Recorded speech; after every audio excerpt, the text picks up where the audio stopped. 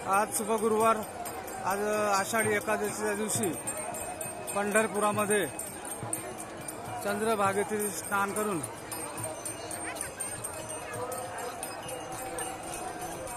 सर्वांना शुभेच्छा दिल्या।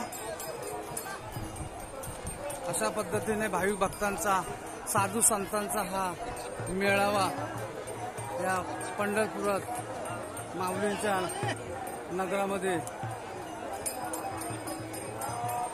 असा हा भावभक्तीचा माळा। म्हणून देवधर्म या जगात आहेच, म्हणून एवढे भाविक भक्त, एवढे साधू संत, बाल गोपाल माऊल्या सर्व मोठ्या उत्साहाने पांडुरंग परमात्म्याच्या दर्शनासाठी येतात।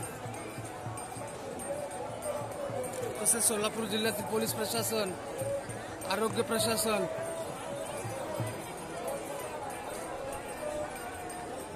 वॉटर सप्लाय प्रशासन,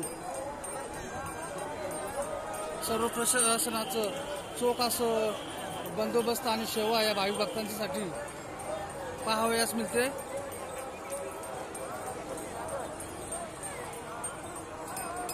म्हणून आपण या वारकरी संप्रदायामध्ये या पांडुरंग परमात्म्याच्या मार्गाने ज्ञानेश्वर माऊली तुकाराम महाराज यांच्या साधू संतांच्या सर्व परंपरेचा आपण आदर्श घेतला पाहिजे आणि त्या आदर्शाचं आपण